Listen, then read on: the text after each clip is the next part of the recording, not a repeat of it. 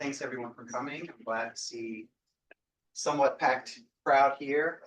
It is certainly my great pleasure to introduce to you all and welcome Dr. Elizabeth Kujawinski from Woods Hole, where she's a senior scientist, and I understand she just got her 20-year clock, right? I got a lamp, Joe. Lamp, sorry. Lamp. Okay. So she's a world-renowned organic geochemist, and I'm going to go through her shortened list of accolades here. Elizabeth has a bachelor's of science degree in chemistry from MIT. Then she transitioned to a PhD to work through the MIT Woods Hole Joint Program, a postdoc at Ohio State University. She really focuses on analytical, chemical, oceanography, microbiology for organic matter cycling, organic compound cycling, which we're going to talk about today. She's also program director for the Center for Chemical Currencies of a Microbial Planet. This is a NSF, very large NSF funded program that looks at organic matter as, quote, currencies of elemental transfer within the marine microbial communities and across the ocean and atmospheres. Important to mention is that she was recently won the 2024 ASLO Evelyn Hutchinson Award, a very prestigious award. Quote, it's given to people, quote, for outstanding achievements in aquatic science, research, service, and education. Specifically, she got it for, quote, her groundbreaking research in marine chemistry and marine metabolomics and her unwavering commitment to service and leadership in the service community. So a very world-renowned scientist here. We're lucky to have her here. Join me in welcoming Dr. Elizabeth Kujawinski. It's always really great to be at a place that's not your home institution and have an opportunity to meet new people and to talk about our work. I'm humbled by the introduction and really honored to be here. Thanks, Roy, for inviting me. If you want to know the real story behind any of that stuff, just talk to Joe. He and I went to graduate school together 30 years ago. So there's a couple of stories that Joe can tell you that will temper all of the fancy stuff that Roy just said about me. So what I'm going to talk to you about today is some of the work my lab's been doing to try and understand how the ocean carbon cycle operates from a microbial scale. And the talk is a little bit aspirational. It has a lot to do with things that we're really interested in doing, and we're just at the cusp of making some really cool breakthroughs, but we're not quite there yet. And so there's going to be probably more of a mix of ideas and plans than there is of data of other people you might have seen. But I think well, I hope that you will get something out of it, and I am thrilled to be able to talk with questions and talk about how we straddle this aspirational divide all the time. So let's see, we'll get started. So the motivation in my lab and my collaborators is really to try and understand how the ocean is modulating the Earth's climate. We know that the ocean is an important part of the land, ocean, atmosphere, all of the different reservoirs on the planet. We just don't yet understand how some of the ocean processes are going to be affected by climate change, and so my lab is interested in trying to figure some of that out. We already know, based on work by others, this is a compilation paper by Nick Gruber that came out in Science in 2019 that shows you the amount of carbon dioxide that's been absorbed by the oceans from fossil fuel emissions. And you can see that it's not even, right? There's areas of yellow where there's a lot of CO2 that's been absorbed. And then there's areas of blue and the colder colors where there's not as much. And so the idea that CO2 is going into the oceans is going to be a location-specific problem, and we're going to want to know more about that. And in particular, I'm going to be focusing all of my field observations on the STAR, which is the Bermuda Atlantic Time Series study site. And I'll show you its location and some previous data there later in the talk. But this is an important place because our colleague Nick Bates published in Nature Communications in 2022 a compilation of all of the temperature data and all of the pH data that's been collected at this site since 1988. And you can see that over the past 40 years, the temperature at Bax has gone up by 1.2 degrees Celsius. And the pH has gone down by 0.1 unit. And remember, that's a log scale. So that's a pretty big change in pH. And it represents about a 35% increase in acidity. And that's really important because the microbes that are really important, that are critical to the function of the ocean, they need to have the proper temperature and other environmental parameters in order to do their best work. And when we're changing temperature and pH, we're fundamentally changing their environment. And what I always like to look at this graph in juxtaposition to the other global picture, because this tells us a lot about what's happening in the living ocean, right? So the warm colors here are chlorophyll. The cooler colors are where there's less chlorophyll. This is a way to understand where the big areas of productivity and carbon fixation occur in the oceans. And rather than focus on the places where it's green and yellow and so on, those are the places that we know are big, I'm going to be focusing on these blue sections, the oligotrophic sections. And you might ask why, because I just told you I want to be working on an important process. But it turns out that the organisms that live there, the cyanobacteria, they fix about a quarter of Earth's carbon all the time, every year. And they're so small that they are not picked up on satellites very well because their chlorophyll concentration is so low. But they occupy such a large portion of the ocean that that multiplication factor makes them a really important process. And so we're going to be focusing on that system. I'm going to spend a little bit of time just getting us all on the same page about the microbes that I'm interested in. And this is a cartoon of the marine microbial loop, but unfortunately my favorite protists are a little bit washed out by your camera, but don't fear, they're there in all of their glory. So the phytoplankton shown here in sort of the greenish yellow, those are the organisms that are fixing carbon. They're taking CO2 and making it into organic matter. The bacteria feed off of that. Protists are grazers. They pick up the phytoplankton and the bacteria. And then, of course, we have viruses, which predate on all of the above. I like to think about that picture as well as this governing equation in the oceans.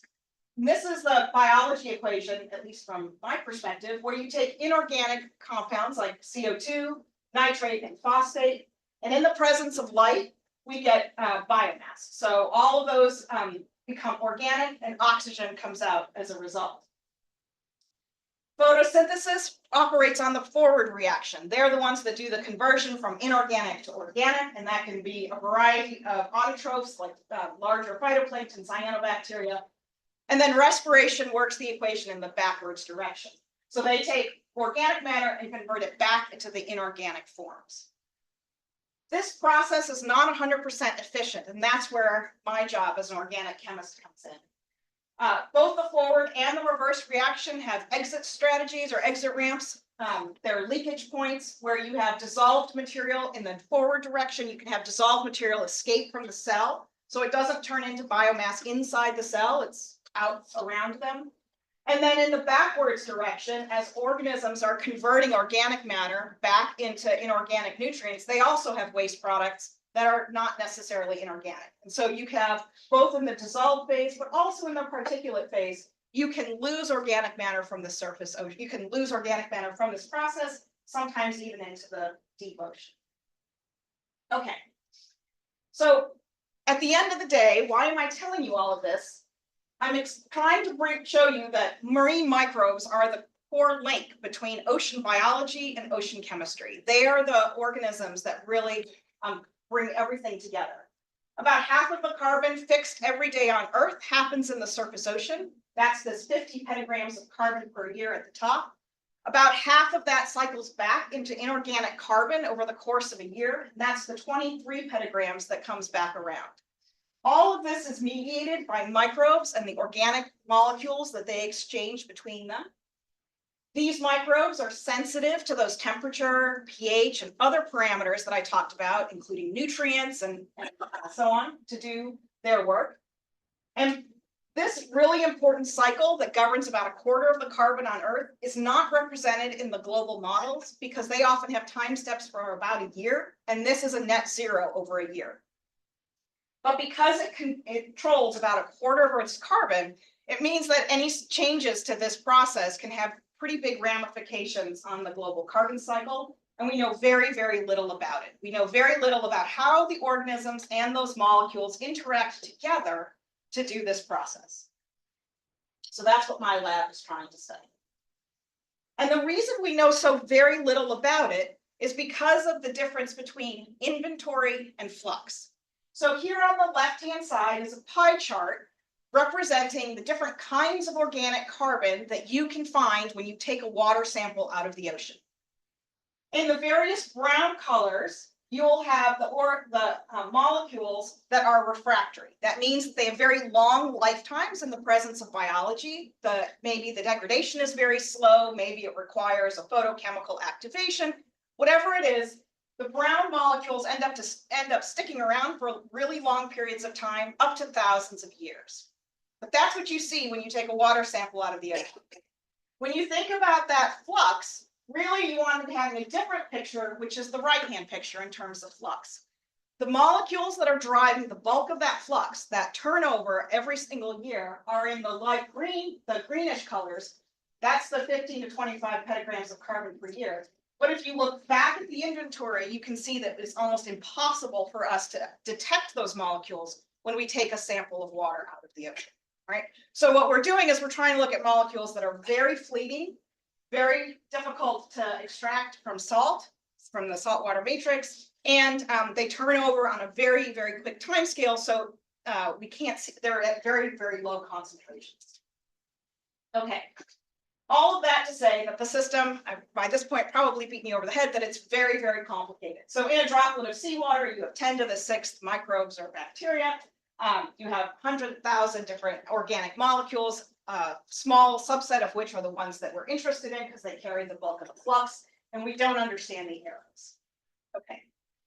So how can we connect the chemicals that are carrying this flux to the microbes that work on those processes? So let's go back to our cartoon. And let's just re-envision it a little bit. So let's put molecules now in the corners, and we'll put organisms as is in the middle. And so what I'm trying to show you here is that the organisms are the reaction vessels that convert one molecule to another. Okay. So now, being a chemist, let's ignore the biology and just focus in on, let's look at this from a chemical perspective. So the chemistry, the molecules are the nodes, and the reactions or the edges are the organisms that are performing those processes. If you start to think about the system this way, you can then blow it up and start thinking about all the different possible reactions, and you start getting towards something that is the biochemical map of metabolism. Right? So this comes out of KEGG. Every circle here is a molecule. Every line is a reaction, so it can be a protein, an enzyme, and so on. Just to orient you, the different synthesis and catabolism pathways associated with metabolism have different spatial places along this map. So you have carbohydrates in the upper right, left-ish, glycolysis and citric acid cycle right in the middle. Off to the right, you have amino acids, vitamins and cofactors, and nucleic acids, and so on. Right? I'll come back to this routinely throughout the talk. And sometimes there'll be these maps, and sometimes there'll be the names, and sometimes not. But just remember that this is the way we're trying to think about the interactions between microbes and molecules in the ocean. Okay, so with that as our framework, we need to sort of cover 3 different topics in order to be sure that we're answering our overarching question. So the first question is, what are the sinks, the sources and the sinks of the dissolved metabolites in the ocean? What is the residence time of each of these metabolites? So how fast are they turning over? How long do they survive at any one point in time? And then finally, what is the relationship between what's happening in this water droplet to the global scale? So we're going to start with just the first one at the moment, and we're going to ask some first order questions. Which molecules, and in this case, we're going to think just about metabolites, but you could ask this about anything. Which molecules are present in the surface ocean? That feels like a good first step. Which molecules are produced by autotrophs, right, during that forward reaction?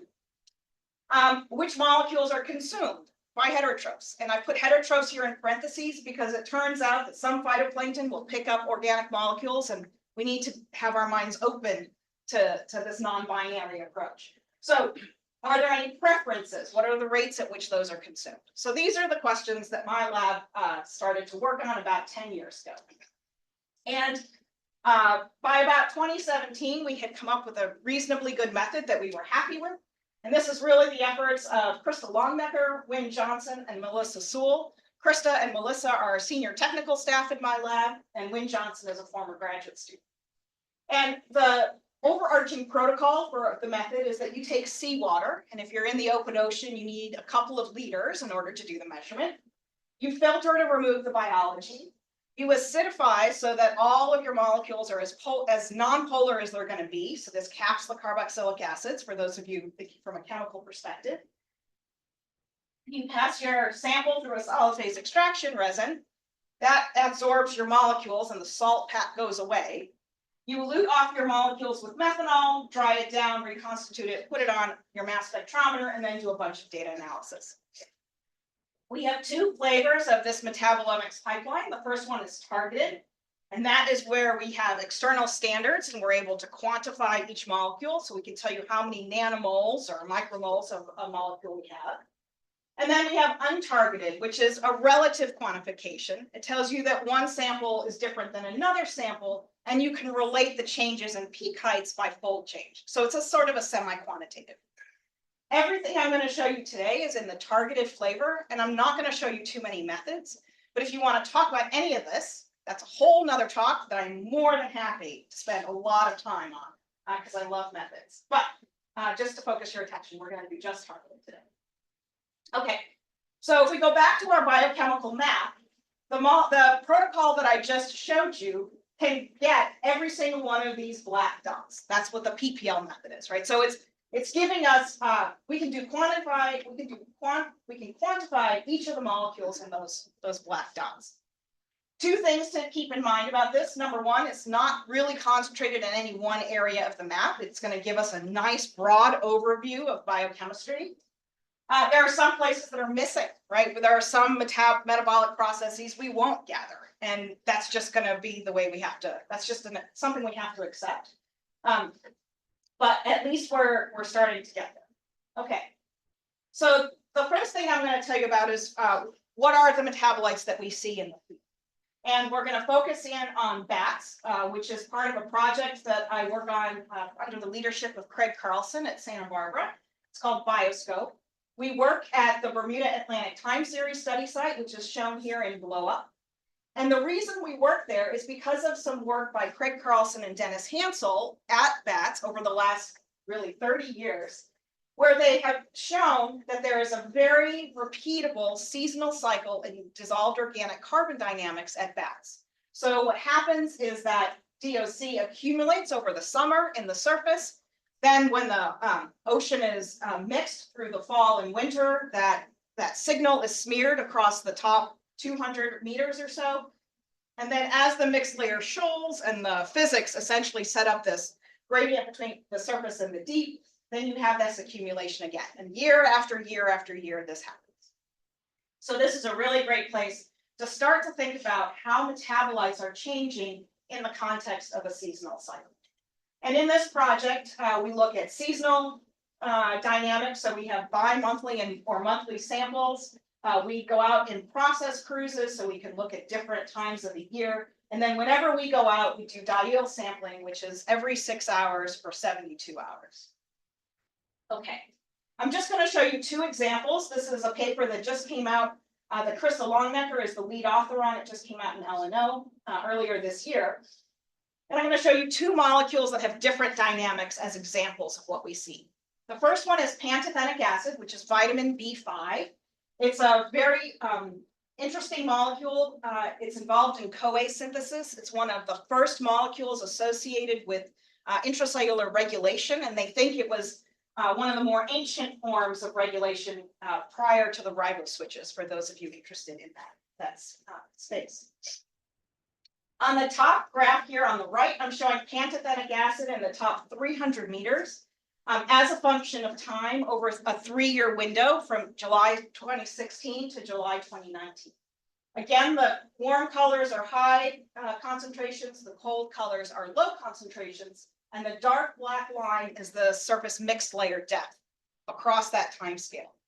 And what you can see probably pretty clearly are the three bullseyes, right? So pantothenic acid accumulates in the surface ocean above the mixed layer. You see it sometimes below the mixed layer, but really what you see is this repeatable seasonal cycle in pantothenic acid. And on the bottom graph on the right, you can see the overarching seasonal cycle if you plot it by concentration. I'm sorry, what was the unit of concentration there? Yeah, my slide, it's basically picomolar, but unfortunately the Zoom window is gonna give us trouble. But pantothenic acid is present in picomolar concentrations. Okay, this is tryptophan, aromatic amino acid, very different profile. This is in nanomolar, and what you can see is that tryptophan has almost the opposite profile. It accumulates only in the summer, right below the mixed layer. And what is unsatisfying about giving you this talk is that I can't tell you why. And so what we're doing in our lab and in others is trying to understand what are the dynamics in the microbial community that lead to these field observations. The other thing about this is that these are standing concentrations. We don't know how quickly this is turning over. We don't know whether these bullseyes are because the source is higher and the sink is the same, whether the sink is lower but the source is the same, or some combination thereof. Okay, so then what we do is we go to, before I do that, I want to just give you a list of some of the molecules that we think are kind of interesting at BATS over the last 3 or 4 years. So as you can see, there's a bunch of vitamins on here, riboflavin and pantothenic acid, for example. Some different methionine precursors and so on. I'll just leave this up here for you all to think about, but you can see that the concentrations range from thousands of picomolar, which is the same thing as single nanomolar, to low picomolar. Our detection limit is in the low picomolar. I want to bring your attention to 2 molecules down here at the bottom, glucose 6-phosphate and dihydroxypropane sulfonate. The reason they have stars is because our extraction protocol suggests that we should basically see none, like they should pass right through our extraction resin. And it's because they're so polar, they don't stay. But we see them at very high concentrations. And so if we're using a tool that has very low extraction efficiency, these must be present in very high concentrations. And I'll return back to that thought in a moment. Okay, so the next thing we do is we're trying to understand what's going on. What are the sources of metabolites in the ocean? And here we're going to be looking at Prochlorococcus. Prochlorococcus is an abundant cyanobacterium in the temperate and tropical ocean. That's that little organism I highlighted earlier. It fixes about 4 to 8 petagrams of carbon every single year. And so it's one of the single largest photosynthetic sources of fixed carbon on Earth. Krista Longnecker was the one who was really helping me with this project.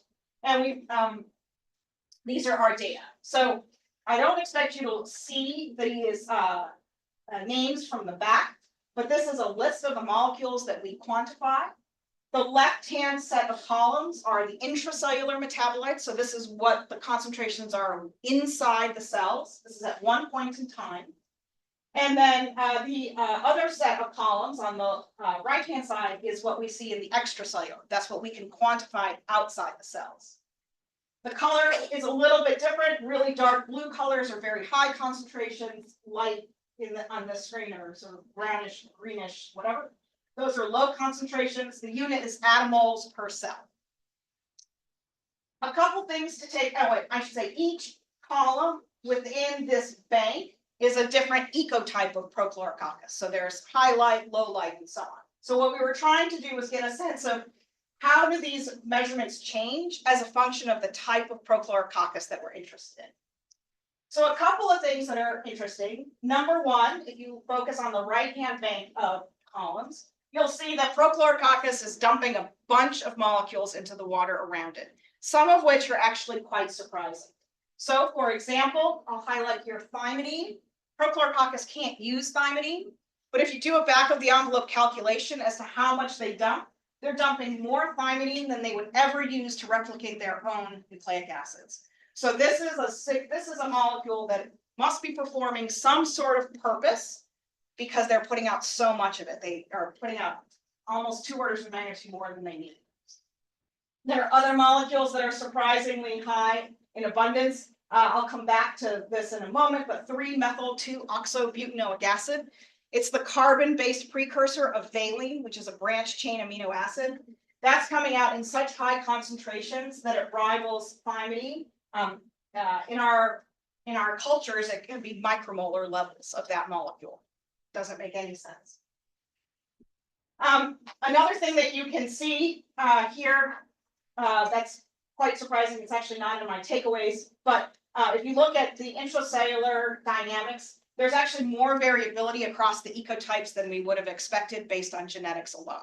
So every single one of these molecules is part of the same biosynthetic pathway in Prochlorococcus, but they're making them or storing them at different amounts, which you can't get from just looking at the genes. Okay. Those paying careful attention will notice these crazy looking little symbols. Those are the symbols that our extraction protocol cannot capture. So those molecules are ones that could be out there. They could be produced by Prochlorococcus in the extracellular environment, but we will not be able to see them because of our analytical challenges. And in fact, if you were to add up all of the molecules that we can quantify against the total amount of organic carbon that's been released, we can only identify less than 5%, which is pretty unappealing. But before we go down that methodological rabbit hole, let's ask the question, which of the molecules that we can measure are assimilated by heterotrophic bacteria? And for this, I'm going to focus on the work of my recent graduate student, Katie Halloran. And she was looking at Alteromonas macleodii, which is a globally distributed gamma proteobacterium. We're using the strain MIT 1002 because it is found in co-culture with Prochlorococcus. So we know that they are connected in some sort of way. Other work by Farouk Azam and Lahini Al-Uhari's group at Scripps has shown that another strain of this organism is actually very, very good at pulling in labile DOM, as good as an entire heterotrophic consortium. So our hypothesis going into this experiment was that they would take up everything, because as a chemist, when I see copiotroph, I'm like, oh, that means everything. Turns out not so much. So when Katie ran growth experiments with this organism using the different molecules that we had identified in the previous work as being produced by Prochlorococcus, we found this very interesting dichotomy. In the top, where the check mark is, are all the molecules that Alteromonas could use as a single carbon substrate. And down below in the gray with the X are the ones that it cannot. So thymidine, one of the ones I highlighted for you that was coming out as a pretty big, pretty high abundance molecule, cannot be assimilated by Alteromonas. And then in contrast, 2-methyl-2-oxobutanoic acid, which came out at similarly high concentrations, can sustain growth for Alteromonas. But one of the things that's quite interesting about this is the juxtaposition of 3-methyl-2-oxobutanoic acid and then the 2-pentanoic acid versions. I'm going to talk about that for a little bit longer here. This is the biochemical pathway for branched chain amino acid synthesis and catabolism. So the branched chain amino acids are shown here in the middle: leucine, valine, and isoleucine, and they have a blue box around them, which means that Alteromonas macleodii, MIT 1002, can use them as single carbon substrates for growth. Their immediate precursors are shown above: 4-methyl-2-oxopentanoic acid, butanoic acid, and the other pentanoic acid. Notice that they have 2 red and 1 blue box. The blue box is the one that it can grow on, and the red boxes are the ones that it can't. Okay, that's a little bit bizarre because they only differ from this central 3M2OB, differs from the ones on the other side by 1 methyl group. So that's a really crazy amount of specificity. The other thing that's really interesting is that we know they can grow on these molecules, and their immediate degradation products are these over here. So this is just the addition of amine and then the taking it away, right? The removal of that amine group. So we know that they can grow this way, but they can't seem to start here, except in this particular instance. So our hypothesis is that there is some sort of transporter specificity that governs whether or not Alteromonas nucleoli can pull out these different molecules, which would be crazy. We confirmed that by running some experiments. So on the on the left-hand side, you're seeing 3M2O-B. On the right-hand side, you're saying 3-methyl-2-oxopentanoic acid, so 1 carbon longer. The top graphs show you the cell counts in green. So you can see the cell counts go up as a function of time when they're incubated with 3M2O-B, and the concentrations of the metabolite come down. In contrast with 3-methyl-2-oxopentanoic acid, the cell concentrations and the metabolite concentrations are relatively constant over time. So to our understanding, the only thing that can really explain this is transporter specificity, and this would be a really, really unique one. The reason we think that's happening, no, I can't show you. The reason we think that's happening is that this molecule becomes pentaethenic acid, and this molecule does not. And so we think that the organisms need pentaethenic acid, and so they have designed a way to grab the precursor, but they haven't designed a way to get the other ones because they don't need them. Okay, all right. So at that point, so at this point, I'm going to shift gears a little bit and tell you, go back to these symbols that I pointed out earlier on the right-hand set of the columns. And it's pretty much what keeps me up at night, which is that the extraction protocol that we're using, that we're spending a lot of time and energy trying to understand, only captures less than 5% of the DOC. So to me, that feels like a boutique measurement. Doesn't feel like it's getting towards the big societally relevant questions we're asking about carbon. So it also means that we have to be missing something. And so the question becomes, what are we missing? And so we've spent the last five years or so trying to fix this problem. Let me orient you to a table that I'll come back to as I show you the different methods we've come up with in the last 5 years. And I'll summarize where we are. Okay, so the PPL method, that's this solid phase extraction protocol. It's very good for molecules that are able to adsorb to that resin. So they're aromatic for the most part. They're kind of biggish. I realize it's not particularly satisfying, but just not too small and not too big. Semi-polar, you need liters of water if you're out in the open ocean. We typically measure about 38 different metabolites using this method with really good detection limits, and we've been applying it since about 2013. Our challenges are that it's really hard to run experiments when you need 4 liters of water. It's hard to get replicates when you need 4 liters of water. The water budget is pretty constrained on oceanographic vessels. If you start talking about needing this much water, it gets to be a problem. And then why get all that water when you have poor extraction efficiency to begin with? There's a whole bunch of things you're missing. Okay, so enter my former postdoc, Brittany Widner, and then my former graduate student, Katie Halloran. They both have adopted the same idea under the mentoring of Melissa Sewell. So the idea we came up with was, what if putting an aromatic ring on your metabolite seems to make it adhere better, why don't we just put an aromatic ring on the metabolites that we care about that don't have them to begin with?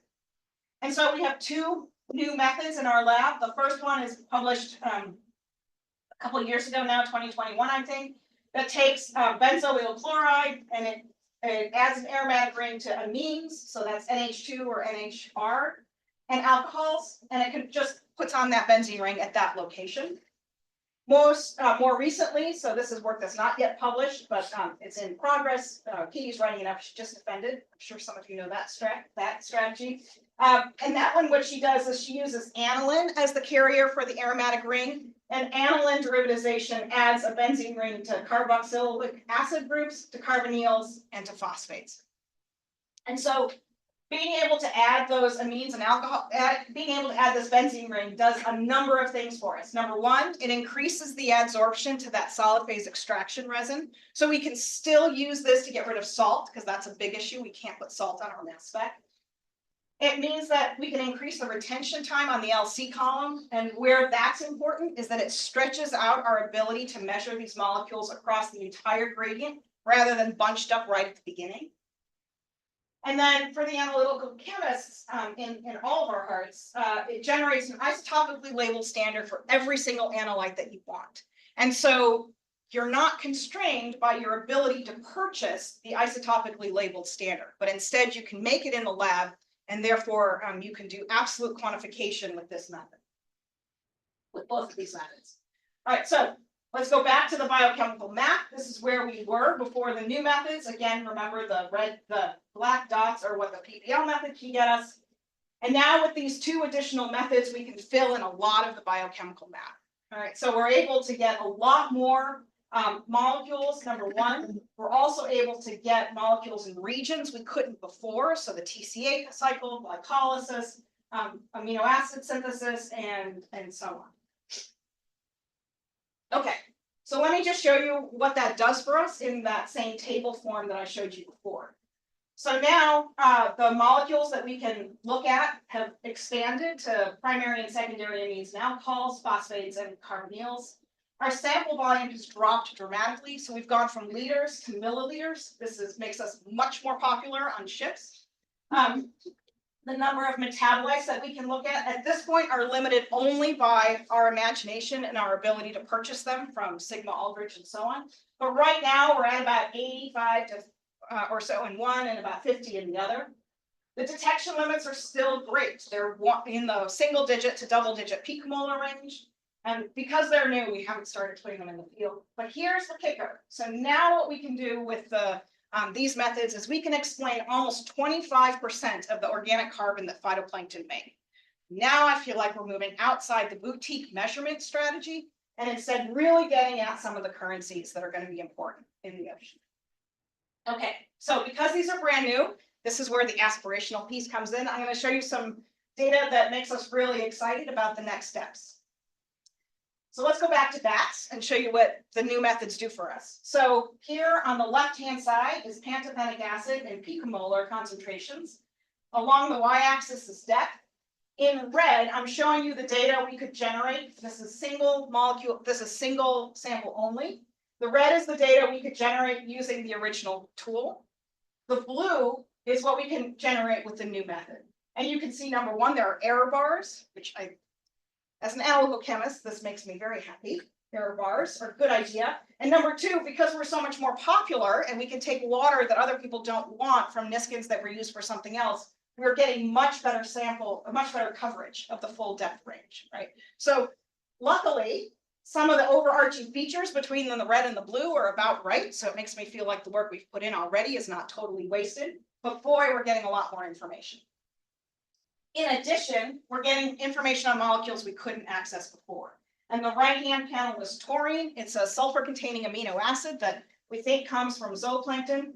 And you can see that with the new method, we're getting really nice dynamic coverage of the surface ocean, and then all the way down to the deep. And we're finding taurine at hundreds of picomolar all the way down to the deep ocean. So that's really exciting to you. Okay, the other thing we can do is we can run samples at different times of day. And so this gets at our question of residence time. How much are these concentrations changing over what kind of time? And so this is malic acid. I put the structure there. It's an intermediate in the TCA cycle. And we've looked at malic acid in 3 different cast pairs between day and night. So what I've done here is in color, I'm showing you the pair. So dark blue, gray, and green. And then in triangles are the night, and in circle is the day. The concentrations are in nanomolar, right? So we're looking at like 4 or 5 nanomolar malic acid in the surface ocean. And I don't want you to spend too much time thinking about what this all means. My take home from this is that the day, which is the circle, is always higher than its pair at night. And that is really, really interesting. What that tells us is that the malic acid concentrations in the ocean are changing in our timescales. So that means we have to be thinking about sampling on a much more frequent basis so that we understand where we are in the dynamical system. So we're doing a lot of work to follow up on this. The next thing that happens is that we can start to apply these methods to think about other sources of metabolites in the ocean. So this is Prochlorococcus, and you can't see it there, but it says and friends. These are 6 different eukaryotic, these 6 different phytoplankton. There are 3 cyanobacteria, Crocosphera, Prochlorococcus, and Synechococcus. And then there are 3 eukaryotes, Emiliania huxleyi, Micromonas, and Thalassiosira, a diatom. What you're seeing here is exometabolite concentration normalized to cell numbers so that we could compare them across each other. These are samples that are taken all at the same point in the life cycle for every single organism, and these were run in triplicate. So we have, you can't see it on this because it makes this impossible to look at, but there are error bars on all of these things. And then the colors are the different metabolites, and they are constant throughout the group of 6. So glutamic acid is neon green throughout. What's another one? Colors aren't great here, but anyway, we'll just go with neon green as glutamic acid. What I want you to see is that these are all really different. They're just really different, right? So the models that talk about phytoplankton as a source of carbon, that's going to be the same regardless of what kind of phytoplankton you have, those are going to have to be revised. Because as soon as you start putting out different kinds of chemical profiles, you're going to have different bacteria or different metabolisms of consuming that and working with that. And so because we can now extract so much of the organic carbon, we feel like we're getting really close to knowing which molecules we should go after in the ocean. There are some pretty big surprises. Thalassiosira is dumping glycerol 3-phosphate. Seriously? Are we kidding? Micromonas is dumping a bunch of taurine. So it's not just the zooplankton dumping that molecule. Emiliana huxleyi is dumping a ton of a sulfur-containing metabolite, DHPS, which we know Thalassiosira also dumps here in relationship with bacteria to get back vitamin B12. So we can start to think about data like this, like these, to start to put together our hypothetical networks. Liz, were those ocean data or those cultures? These are cultures. Okay. Yeah, thanks. Okay, because we also can do this with lots of replication and so on and so forth. My lab undertook a massive effort to look at Prochlorococcus dynamics over time. So at the top, I'm showing you what we can see over one point in time. If we start looking, this fades out. Sorry, there's a gray box here. This is night, and this is night. This is samples taken every 2 hours for 48 hours. This is a colossal amount of work. This is proline. So in the y-axis is concentration in nanomolar. In x-axis is the time. And what you can see is that proline is not constant over time. And there is only a single doubling of Prochlorococcus cells in this culture. And that's happening at a point where the concentration of proline is actually constant. We can then also look at glutamic acid. Again, my apologies for the gray not appearing, but you can see that this is a very different profile than what we see for proline. And in fact, glutamic acid goes up, comes down, goes up, comes down, suggesting that Prochlorococcus is pulling glutamic acid back out of the environment around it. So it would be competing with any bacteria around it, any heterotrophs, to get glutamic acid. Okay, so let me say that we've done some work on sources and sinks.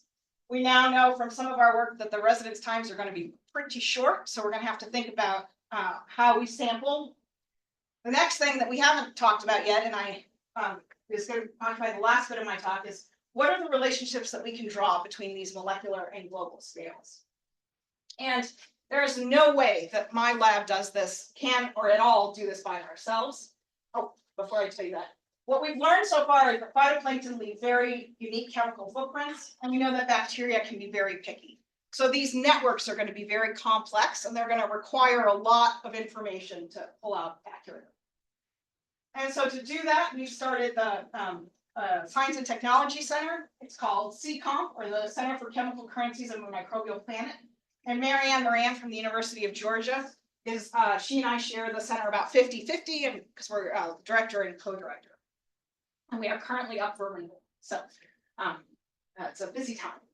But the grand challenge of our center is to take the processes that are happening at this droplet scale and move them to the ocean scale. And so what we do to do that is it's a group of about 14 PIs that are all working synergistically from a variety of different disciplines. We look at microbial physiology and different kinds of microbes. We work on their chemical impact. We use high throughput, high efficiency techniques and modeling so that we can understand what's happening both in the current as well as in the future environment. And so what we're doing is this data comes out of one of our CComp collaborations. And the idea is to survey many different strains under different growth conditions to see how constant these are under different environmental conditions, with the purpose of generating a lexicon, a dictionary, a vocabulary list of metabolites that are interesting for us to pursue as possible currencies. Because we're developing new methods, we're getting better space and time resolution with replication. We're getting detection of new metabolites that we didn't know to look for before. And if we can, and what we're doing next is designing the appropriate experiments to calculate rates of transport. So fluxes and turnover times for these individual molecules, because we want to be able to back calculate what kind of carbon flux they're responsible for. And so the purpose of CComp is to take relationships that are occurring at the molecular and the microbial scale, move them into this network space where we're thinking about the relationship between microbes and molecules. We do it in the context of bats, so we have this regional time series with really beautiful metadata. And then through the efforts of our modelers, we're working in the basin and ocean scale. So I'm going to stop right there. The top picture is my lab group. The bottom picture is CComp taken a couple weeks ago. We're funded by NSF, and Bioscope is funded by SoMAS. And my collaborators are listed there. And then I like to end with this. So this is the Darwin model generation of what's going on with phytoplankton over time. In the upper right is the key to the colors of the different organisms that you can see. And in the upper left is time step. And what I want you to take away from this is this visceral beauty of the interplay of different microbes throughout the ocean over different times of year. This is mediated to a large extent by the chemistry that they share. And so if we can begin to connect microbes to molecules, we can generate pictures like this of the chemistry and then scale up to pictures like this of what's happening with the carbon cycle. So on that note, I will leave you and answer any questions you might have. There's about 10 minutes.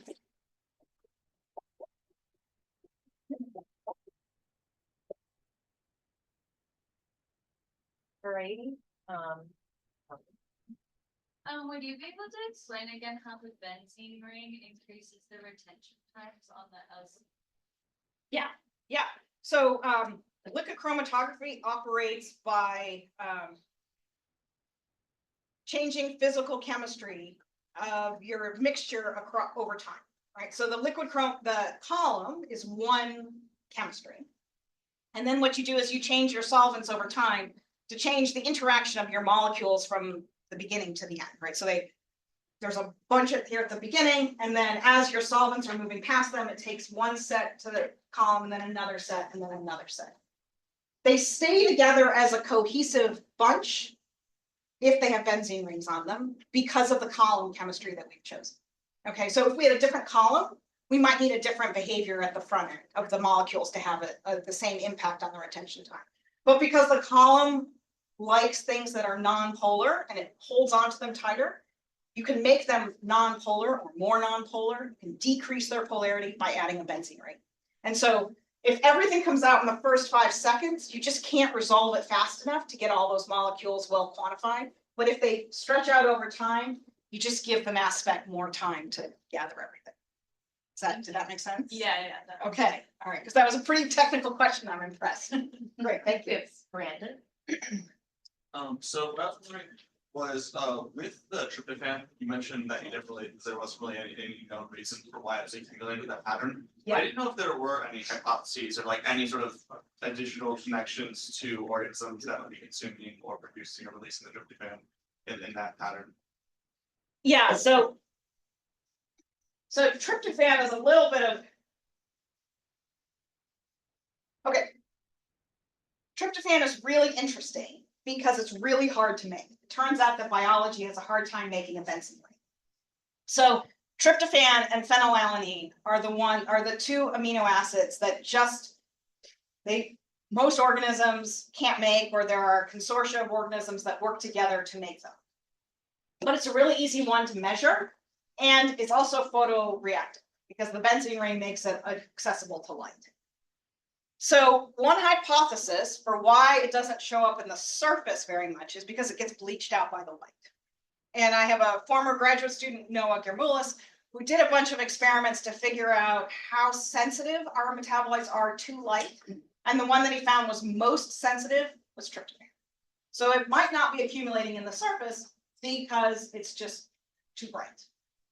So that might explain why it shows up kind of lower in the water column. Why it shows up right there in the surface, right beneath the mixed layer in the summertime, but then you don't see it at that same depth horizon at other times, that's not as clear.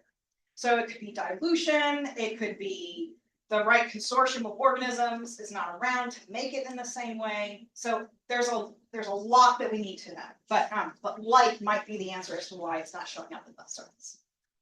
That makes sense? Okay, great, thanks, Brandon. Josie, did you have a question? You raised your hand? Well, okay, so no more students. No, it's only, Okay. it was. No, so you're modifying your procedure works if you are targeting a particular molecule. Now, what if you're asking the question of what is out there and it's an untargeted Yes. approach? Yes. Do you have any thoughts on how you can enhance Many. capture? Many thoughts, many thoughts. Okay, so the derivatization protocol works on anything that contains an amine, an alcohol, a carboxylic acid, or a phosphate. So you can imagine that it will work on those molecules regardless of whether we have a standard for them or not. Right. So we can run the results of the derivatization protocol. We can run those extracts both in a targeted as well as an untargeted way. And when we run it in an untargeted way, what we're looking for is the loss of that derivative. So it turns out, particularly with the first one, the benzoyl chloride, there is a diagnostic fragment of that derivative that benzene ring comes off in positive ion mode in everything. And so what we can do is we can run the same sample in an untargeted fashion and just ask the mass spectrometer, show us whenever you saw that diagnostic fragment. That lets us expand our horizons in terms of what other things might be out there. We can't tell you what that is unless we run other experiments, but that's at least a step in the right direction. A colleague of ours at the University of Georgia is running some samples is designing a technique where she takes a culture of phytoplankton that growth media, derivatizes it, takes a split of it, derivatizes it, takes the rest of that spent media, exposes it to bacteria, and then derivatizes that. And then by a comparison of those two, you can see if there are, and using this derivative approach, you can see if there are things that were consumed by the bacteria that are of interest to you from the phytoplankton that you didn't know were there. A big overarching whatever is there, that's what I spent a lot of time doing earlier in my career, and it got frustrating because I could identify so very, very little. And it meant that I couldn't get into these conversations of metabolism and mechanism. And so that's why we made the switch into this more targeted, but there's no reason why we should not keep our eyes open for what we're still missing. Yeah, great question. Thank you. I have two questions. Yeah. What percentage of the processing happens on board versus what do you have to take back to the lab? Yeah. Okay. So the original data, the PPL extraction data, we do that on board because we want to capture stuff as quickly as possible.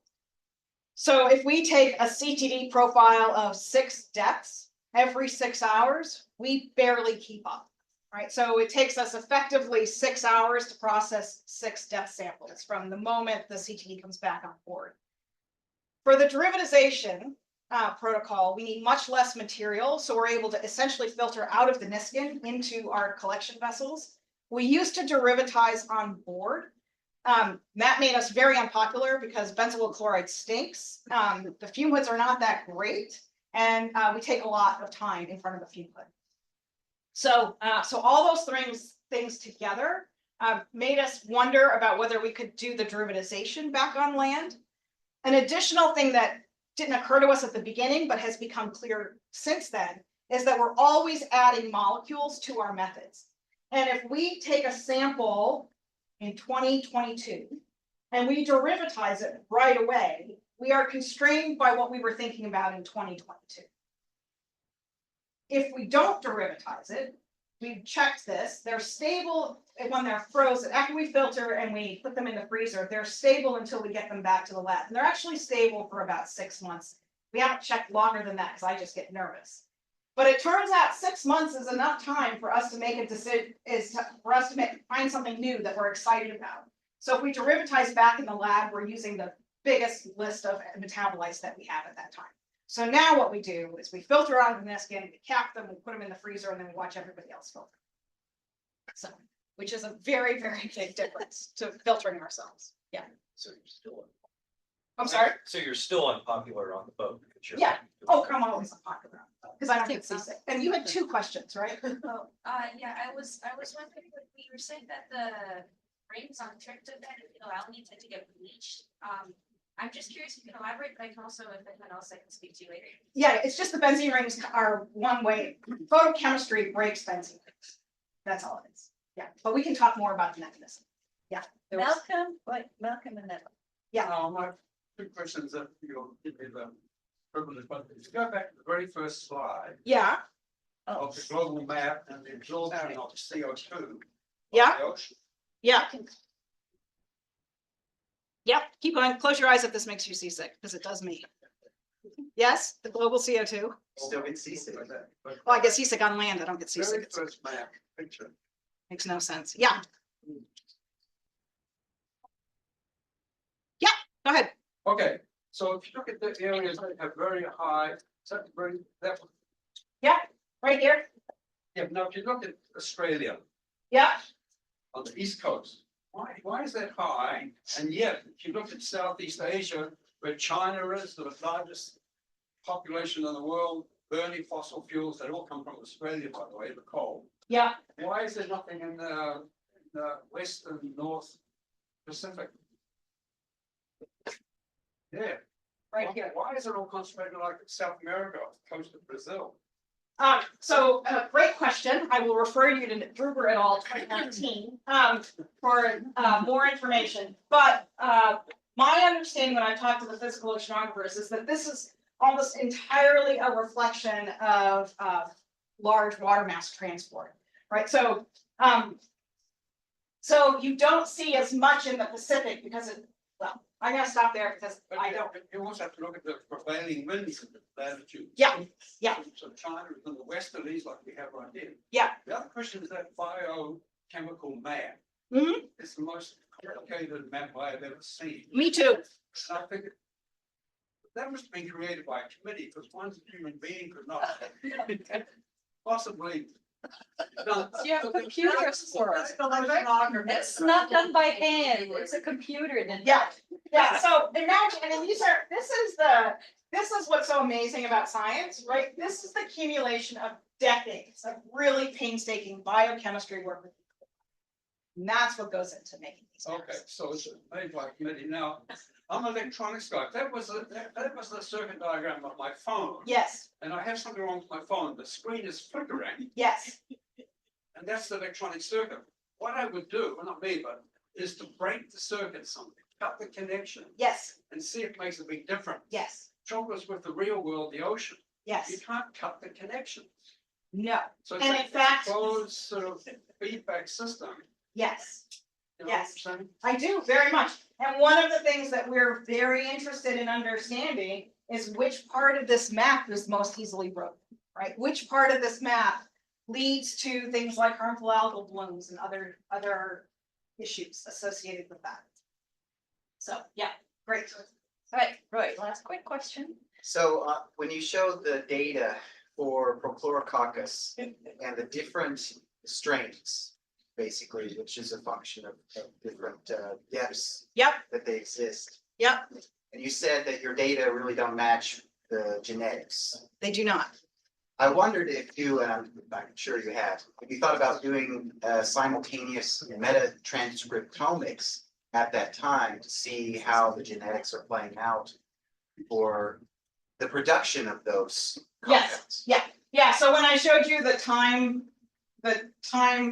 dynamics of the different metabolites, here at the end, this experiment has metatranscriptomes with it. This one. So we'll have metatranscriptomes and we'll see what's happening here. The challenge with metatranscriptomes and metabolites is that systems biology doesn't work on biology just doesn't work on a time. Everything's synchronized at the one point in time. It kind of works when it needs to. And so as a consequence, you have to be kind of careful when you're taking transcripts and you're understanding metabolism from that lens and connecting it to metabolism from the metabolomics lens. So you have to think about lags, you have to think about multiple reactions, i.e. multiple genes generating the metabolite you're interested in. Glutamic acid is one of the most common intermediates in that biochemical. You could have a lag, but still have the same pattern. You could if you picked the right enzyme. Right. And that becomes the challenge. But yes, there's no question. So we are doing exactly that. All right. You have further questions?